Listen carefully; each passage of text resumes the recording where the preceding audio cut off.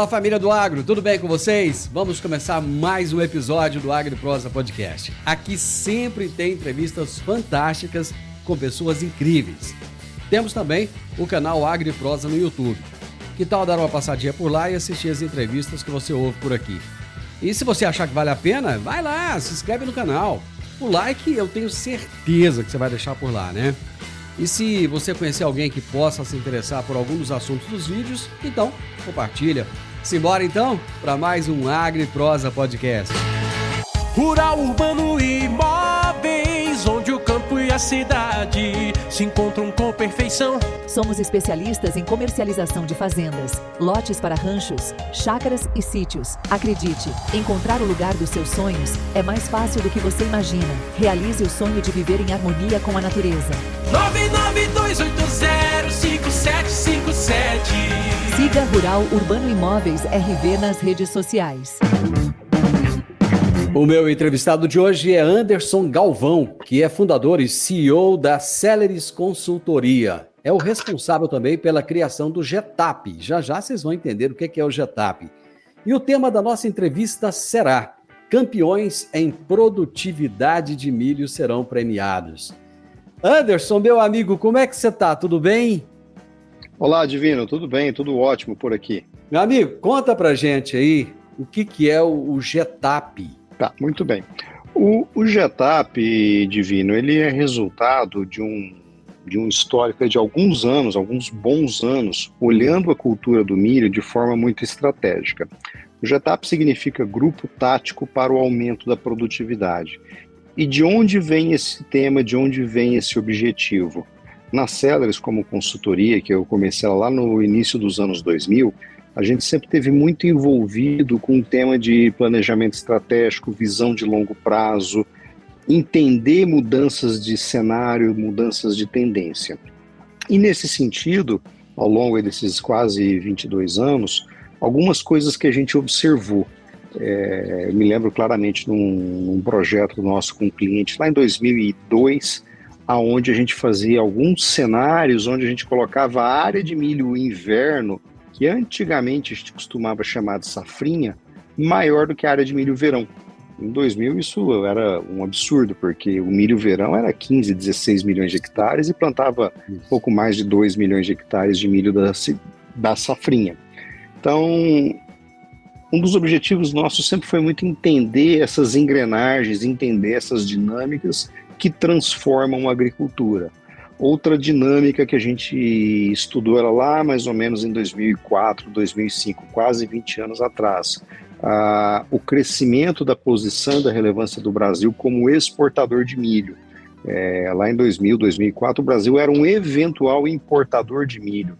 Nós trazíamos milho da Argentina e eventualmente do Paraguai, quando tinha alguma frustração de safra no Brasil. Então também esse é um outro exemplo de mudança estrutural que altera completamente o funcionamento do mercado, as práticas comerciais e assim por diante. E um terceiro exemplo que eu cito é a chegada do etanol de milho, né, o etanol de cereais.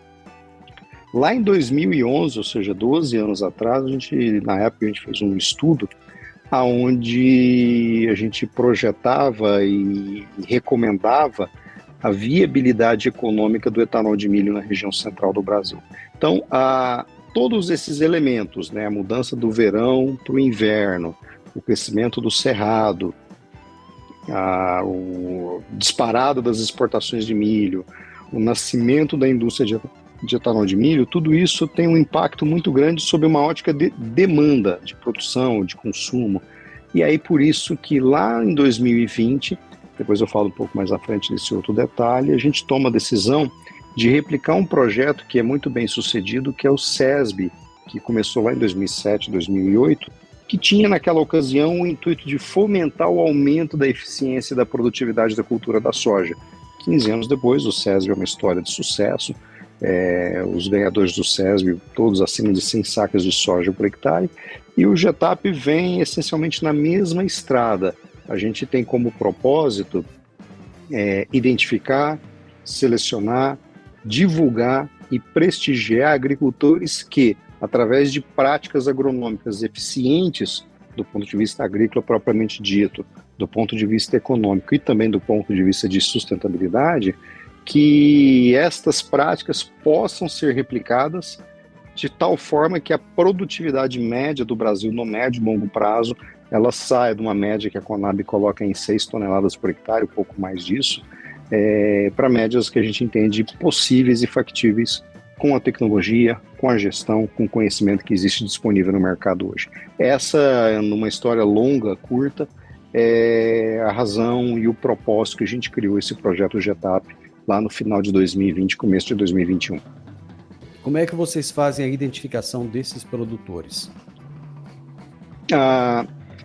Do ponto de vista operacional, o GETAP como projeto, ele tem como alicerce um concurso de produtividade. Agricultores se inscrevem seus campos, esses campos são auditados de forma independente, é uma auditoria terceira independente do GETAP que faz a auditoria dos campos, e a partir dessa auditoria, seguindo um protocolo, seguindo um manual técnico, são apontados aqueles agricultores divididos entre safra verão e safra inverno, e dentro de cada uma dessas safras, entre irrigado e sequeiro, as 3 maiores produtividades. Esse é, em linhas gerais, o funcionamento do projeto. E esses agricultores, por sua vez, se inscrevem no GETAP ou de forma voluntária, eu quero participar, eu quero inscrever o meu campo, ou ele vem através de um parceiro tecnológico, um fornecedor de semente, um fornecedor de nutrição, um fornecedor de máquinas, equipamentos, de proteção de cultivos e assim por diante. Então essa é a engrenagem principal que está por trás do funcionamento do projeto GETAP. O fórum, ele é uma sequência natural do evento. Então, como eu disse, o concurso de produtividade, ele é o alicerce desse projeto. É onde a gente... Está tudo alinhado ali. Exato. Está tudo em cima de um concurso de produtividade, onde a gente apura informações do manejo, da produtividade efetivamente obtida, da gestão daquela propriedade. Em cima desse alicerce, nós trabalhamos 3 pilares. Um pilar de economia e mercado, porque não adianta produzir 300 sacas de milho por hectare e perder dinheiro. Não faz o menor sentido. Um pilar de tecnologia agronômica, não adianta produzir 300 sacas de milho por hectare com uma tecnologia agronômica que ela não é replicável, sustentável no sentido de que ela vai estar disponível todos os anos. E o terceiro pilar é um pilar da sustentabilidade propriamente dita. Não adianta produzir 300 sacas de milho por hectare e ser autuado por algum dano ambiental ou qualquer coisa do gênero.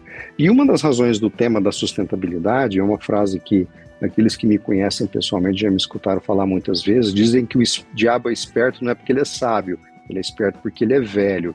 Eu me lembro muito bem numa reunião que eu estive em Londres em 2005 de negociações internacionais, de comércio agrícola internacional, e lá em 2005 o grande vilão da agricultura brasileira era o setor de cana e sucro alcooleiro. O Brasil vai parar de produzir alimentos para fazer etanol, a União Europeia queria taxar o Brasil porque a gente ia só produzir cana de açúcar. É a época que muitos aí do sudoeste goiano vão se lembrar da chegada das usinas de etanol na região. Então, lá em 2005, a cana de açúcar ela era taxada e carimbada como a grande vilã do meio ambiente agrícola brasileiro. A soja, na medida em que o Brasil se torna o maior produtor de soja, o maior exportador de soja, hoje a soja é a grande vitrine. Se você come um hambúrguer do McDonald's em Paris, você está ajudando a derrubar uma árvore da Amazônia ou do Cerrado para produzir soja, para alimentar aquela carne que vai virar um hambúrguer que vai chegar num restaurante do McDonald's na Avenida Champs-Élysées. Então, esta é uma dinâmica que a gente vê ela se repetindo. Com o Brasil ganhando relevância no milho, com o etanol de milho ganhando relevância, com as exportações brasileiras, esse ano a gente se tornou o maior exportador de milho no Brasil. Adivinhe qual a próxima cultura agrícola vai ser a vitrine dos setores ou dos segmentos contrários à agricultura brasileira. Então, com esse propósito, de forma preventiva, de forma antecipada, a gente já começa a trabalhar dados e elementos para mostrar, não para o agricultor, que ele conhece muito bem, mas para o público externo, o quão eficiente do ponto de vista sustentável, agronômico e econômico é a produção agrícola no Brasil, e nesse caso específico da cultura do milho. Então, ou seja, esses 3 pilares estão ancorados em cima de um alicerce do concurso de produtividade, e todas essas discussões, argumentações, apresentação de resultado, elas acontecem no fórum, um fórum dedicado ao milho do verão, que é mais relevante no sul e sudeste do Brasil, e um fórum do milho inverno, que é mais relevante do norte do Paraná, e aí subindo até o Maranhão e Piauí. Então este é o propósito do fórum. O fórum ele cobre esses 3 pilares que, por sua vez, estão ancorados e amparados em cima de um campeonato de produtividade feito e auditado de forma independente.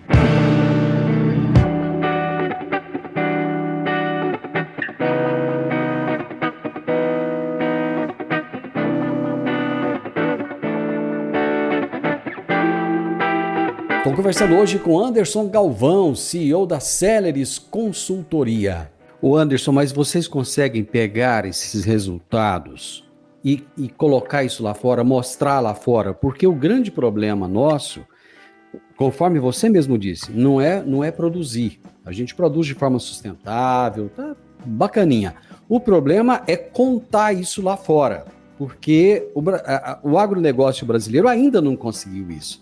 Ele ainda não conseguiu se mostrar para o mundo como sustentável, se mostrar para o mundo como uma alternativa de produção sem desmatamento, né? A gente sofre desse estigma e você, como disse, está se precavendo. De que maneira vocês mostram isso lá fora? Vocês conseguem contar para o mundo, olha, o milho nosso é sustentável? Eu acho que um complemento ao ponto que você disse, Divino, eu acho que o agricultor brasileiro vem de uma família envolvida no mundo agrícola, de uma grande cidade aí, da qual Rio Verde faz parte da zona de influência, que é Bom Jesus de Goiás. É que nós somos muito bons na produção, dentro da porteira, e nós somos excepcionalmente bons em pregar para o convertido. Nós convencemos o nosso vizinho agricultor que a gente produz super bem, mas ele já acredita nisso.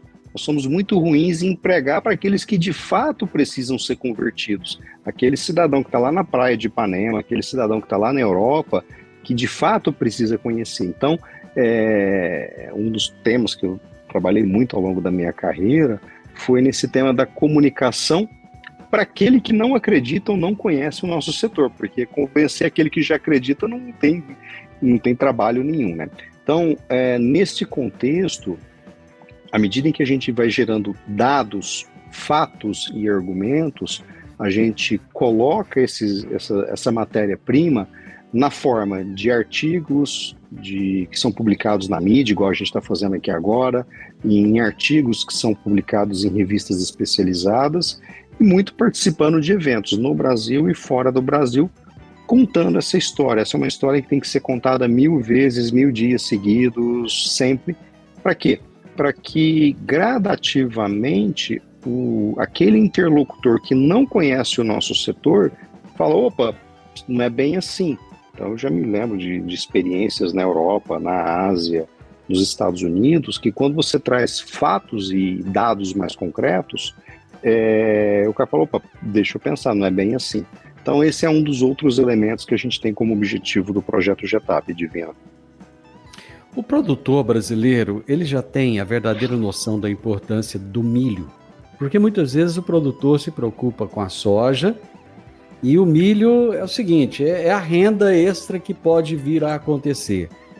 E a gente sabe que o grande problema do milho muitas vezes é a janela, como é o caso que está acontecele agora. Muita gente não plantou a soja ainda, então quer dizer, ele não vai ter janela para plantar milho. Não. E muitas vezes as pessoas, quer dizer, se ele não tivesse janela para plantar soja, ele estaria preocupado. Mas não tendo janela para plantar milho, não deu. Eu planto sorgo ou sei lá, põe capim. O que você me diz disso aí? Aqui tem um componente importante, né? E aqui, de novo, voltando um pouco no tempo. O histórico do surgimento do milho da segunda safra, o antigo milho safrinha, era a produção de palha. O agricultor plantava milho para fazer cobertura vegetal, em vez de usar milheto, ele plantava milho em busca de palha. Se desse algum milho, era lucro, mas ele não tinha objetivo econômico na produção da cultura do milho da segunda safra. E falava-se muito, milho de segunda safra é clima, se tem clima tem produção, se não tem clima não tem produção. E a gente viu ao longo dos anos um processo, primeiro, da mudança do perfil genético das variedades de soja. A gente saiu de variedades de ciclo médio para tardio, para variedades precoce e até super precoce. E essa mudança de genética economizou alguma coisa próxima de 30 dias no ciclo de produção da soja. E são exatamente esses 30 dias de janela de plantio que permitiu uma condição de chuva melhor. Com a condição de chuva melhor, gradativamente as indústrias, os agricultores, a assistência técnica foi desenvolvendo práticas agronômicas, tecnologias agronômicas que permitiram saltos de produtividade gritantes. Um exemplo, o ano passado, o ganhador do Getap Inverno 22, um produtor de Nova Biratã, no Mato Grosso, colheu 248 sacas de milho no sequeiro, na segunda safra. A gente teve produtores no ano passado no ciclo inverno com 165 sacas de milho por hectare no Piauí, depois da soja. Então, toda essa combinação da genética da soja, do manejo da soja com as tecnologias do milho, permitiram que deixasse de ser apenas clima. Tanto que, com o passar dos anos, a gente passa a usar a expressão sistema de produção. Você não produz soja, você não produz milho, você tem um sistema de produção onde a nutrição que você aplica na soja, ela é parcialmente responsável também pela nutrição do milho. A cobertura e o manejo de matéria orgânica do milho ajuda a lavoura de soja do ano subsequente. Então, é um sistema de produção. E aí, trazendo isso para a perspectiva, como diz um outro amigo meu, né? Mais, menos, perto, longe, alto, baixo, sem um número junto, não serve para nada. Você tem que ter números para sustentar aquilo que você está falando, né? Então, trazendo números, entre 2010, safra 10-11, a safra 19-20, de dados que a gente tem dentro de casa, a margem média da produção do sistema soja-milho, onde o agricultor faz soja no verão e 80% da área de soja de milho no inverno, foi uma margem média de 15 sacas de soja por hectare, das quais 10 sacas de soja foi soja propriamente dito, e 5 sacas é milho transformado em saca de soja. Ou seja, um agricultor que planta 1.000 hectares, se ele não faz o milho da segunda safra, ele abre mão de 5.000 sacas de soja de margem, não é de receita, é de margem. Então, um ano igual esse, que a janela de clima de fato está bastante complicada, assim, praticamente já fechada, quem plantou soja plantou e essa é a área que vai virar milho na segunda safra. Esse é um ano que minha avó falava, a gente aprende pelo amor e pela dor, né? Esse é um ano que a dor vai ensinar muitos agricultores o quão importante, o quão relevante é o milho, do ponto de vista agronômico, do ponto de vista econômico e financeiro da sua operação. O dinheiro desses hectares de milho que não serão plantados a partir de janeiro de 24 vai fazer falta no fluxo de caixa, vai fazer falta na diluição de custo, vai fazer falta no manejo agronômico da lavoura de soja lá do 24 e 25.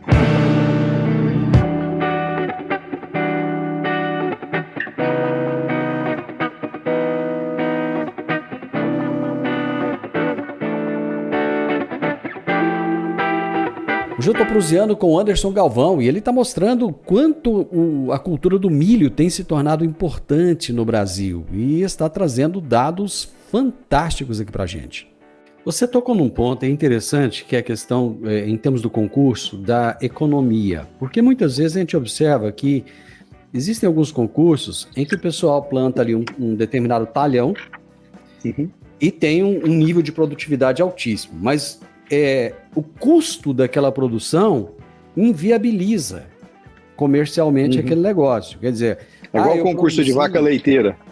Quer dizer, você produziu lá em cima, mas daria para fazer isso aí em 200 hectares, 1.000 hectares? De jeito nenhum.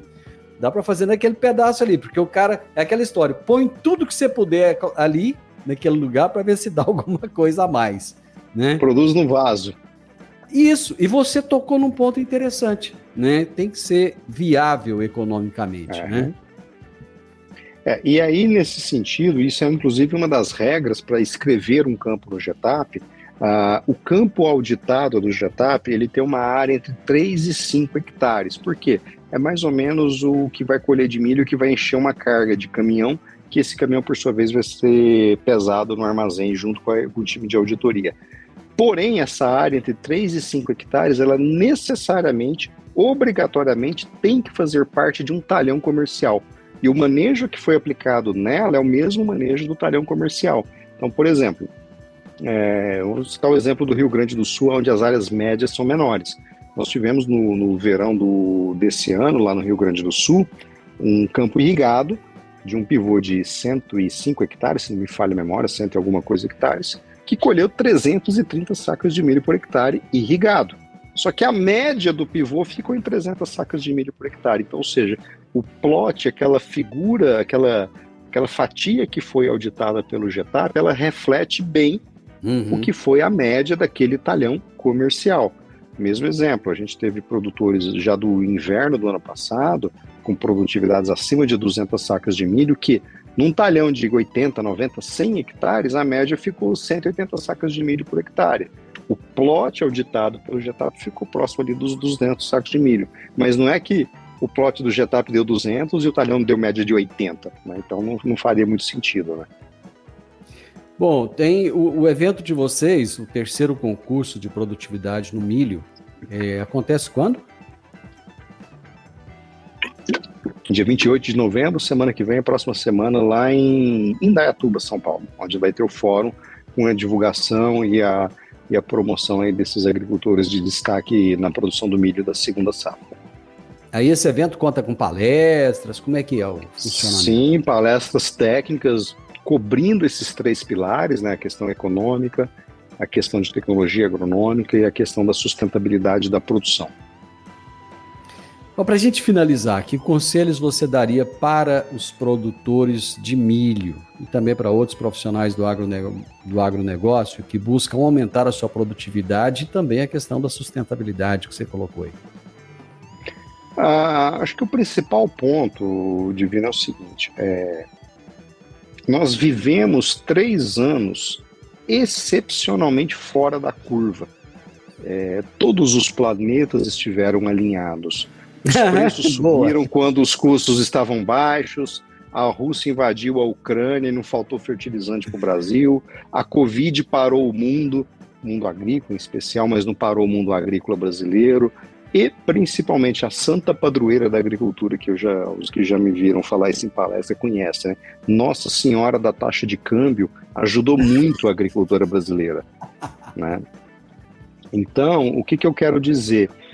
A safra 23-24, a safra que está indo para o chão agora, é a safra da volta à normalidade. Sem o alinhamento dos planetas.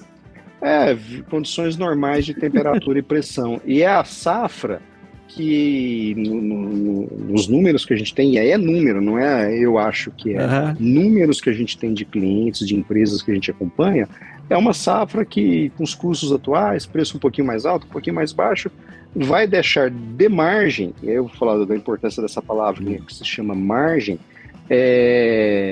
de 15 sacas de soja por hectare, no combinado entre primeira e segunda safra. Uma região que sofreu mais de seca, talvez mais para 8, 10 sacas de soja por hectare. Uma região com produtividades médias um pouco melhores, mais para os 15 sacos de soja de margem por hectare. E margem é uma palavra que você me escutou falando muito aqui no decorrer dessa entrevista. Eu vou trazer uma experiência que eu tive num dos eventos da TecnoShow aí da Comigo em Rio Verde, onde após a minha palestra, naquela ocasião, o preço de soja era R$60 por saca, e na ocasião lá do evento da TecnoShow estava tipo R$48,50, alguns anos atrás isso. Ao final da palestra, uma produtora rural aí de Rio Verde me veio do lado ali do palco perguntar: Anderson, você não falou na palestra quanto que o preço da soja vai voltar para o preço normal? E eu aí, com uma cara até surpresa, eu falei assim, mas qual é o preço normal da soja? Ela olhou assim e falou, R$60. Eu falei, mas por que 60 e não 160? Ou não 15? E aí, a mensagem final que eu quero deixar aqui para todos que nos escutam é: não existe preço normal. Existe margem normal. Então, esse é o grande desafio que todo produtor, todo empresário tem que, ou deveria buscar, margem e não preço. Por quê? Eu posso estar vendendo soja R$200 por saca com margem zero. Posso estar vendendo soja R$100 por saca com margem de 15%. O que é melhor? Margem, que margem, em última instância, é dinheiro no bolso. Então, para encerrar, como é que eu asseguro margem? Com gestão, com tecnologia, com eficiência, com boas parcerias comerciais, com boas parcerias tecnológicas. É muito desafiador, como eu disse, eu venho de uma família de agricultores. No mundo do agricultor, a mensagem de rentabilidade é vista na forma de preço. Preço mais caro é melhor do que preço mais barato. Mas no mundo das empresas, a mensagem é margem. Margem maior é melhor do que margem menor. Então, acho que esse é o desafio para o 23-24. Um ano onde a gente volta a uma condição normal de margem, onde a gente enfrenta um desafio de clima de fato muito pesado para o Cerrado brasileiro, um El Niño que trouxe, eu tive semana passada em Rondônia, no norte de Mato Grosso, está seco, céu enfumaçado, igual o mês de agosto. Agora mesmo, na região aí do sudoeste goiano, plantios totalmente atrasados e irregulares. Então, é um ano de gestão, é um ano de eficiência, é um ano de pragmatismo e não a euforia que a gente viu aí nos últimos 3 anos. Filas para comprar Dodge Ram, uma brincadeira que eu sempre faço, né? Preços de arrendamento estratosféricos. Dias atrás também, numa fala dessa, o agricultor está falando, porque o arrendamento é muito caro. Eu perguntei, mas o dono da terra colocou um revólver na sua cabeça e te obrigou a arrendar 20 sacos de soja por hectare? Essa é uma decisão que você tomou ela de forma individual e voluntária. Então, acho que essa é a grande mensagem. O 23-24, o 24-25 é um ano da volta da normalidade, é o ano de fazer conta, é o ano da busca da eficiência do próximo saco de soja, da eficiência do próximo saco de milho. Mas, felizmente, nós estamos na agricultura e o mundo compra aquilo que a gente produz, o mundo precisa daquilo que a gente produz. Por isso que a agricultura brasileira cresceu e cresce tanto como aconteceu nos últimos 20 anos, Divino. Meu amigo, que palavras bonitas você trouxe aí para mim, para minha audiência, para os produtores que estão ligados com a gente, viu? Você trouxe uma aula. Obrigado. Obrigado. Eu, sinceramente, no início da nossa prosa, eu sabia que ia ser bom, eu esperava muito, mas eu não esperava tanto. Você superou a expectativa, valeu demais. Muitíssimo obrigado. Sempre às ordens para a gente falar nessa e em outras ocasiões, sempre que for necessário por parte de vocês. Meu amigo, um abraço. Um abraço. Gente, eu conversei com o Anderson Galvão. Que show, viu? Que show que ele trouxe. Olha, informações assim que são práticas. É o que a gente precisa de entender, né? Coisa que é prático, né? Ele ensinou como é que ganha dinheiro. É isso aí. O Anderson é fundador e CEO da Celeris Consultoria e é responsável pela criação do GETAP, que ele já explicou aqui o que é. E o tema da nossa entrevista foi: campeões em produtividade de milho serão premiados. O podcast Agro e Prosa tem o objetivo de falar do agronegócio de forma fácil, simples e descomplicada. Diariamente conversamos com os maiores atores do agro e abordamos os mais diversos assuntos de interesse de produtores rurais, técnicos, pesquisadores, profissionais da área e simpatizantes do agronegócio. Se você gosta do nosso podcast, então você pode nos ajudar. É muito simples. Basta seguir-nos nas principais plataformas de streaming e também no YouTube. Se você deixar um gostei, compartilhar os episódios e deixar um comentário, já vai nos ajudar muito a dar relevância tanto ao podcast quanto ao canal. E o mais importante de tudo, nos siga para receber notificações de novos vídeos e episódios. Um grande abraço para você e até a nossa próxima prosa.